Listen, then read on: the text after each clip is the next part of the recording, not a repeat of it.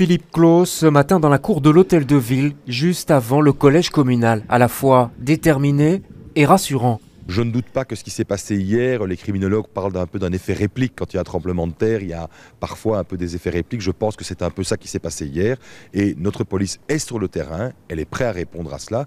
De nouveau, mon message est très clair. Venez en centre-ville, faire du shopping, vous délasser, vous amuser. Mais si vous venez pour y poser des problèmes, vous aurez affaire à notre police.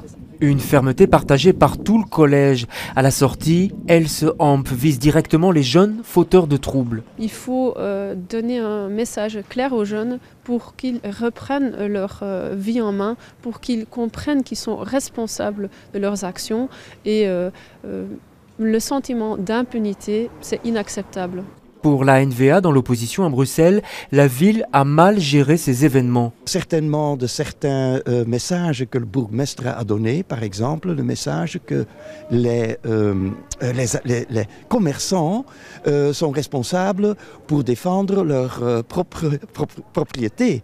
Et ça je ne comprends pas parce qu'il y a un contrat entre le citoyen et l'État, la ville, que c'est l'État qui est responsable pour la sécurité, pas le citoyen. Le ministre flamand de la Jeunesse et de la Culture n'est pas moins ferme vis-à-vis des fauteurs de troubles, mais aussi de la police. Je pense que la police, pour le moment, a un peu perdu la boussole. Et la boussole reste politique, c'est-à-dire quel est le comportement que la police doit avoir. Est-ce que ça doit être dur, répressif, ou est-ce que ça doit être plutôt soft et social? Peut-être dans différentes situations, on a différents comportements nécessaires. Et pour le moment, j'ai l'impression que cette culture de sécurité n'est pas très bien calibré au sein de la police. Il a par ailleurs décidé de porter plainte contre Vargas 9-2, l'organisateur du rassemblement d'hier soir.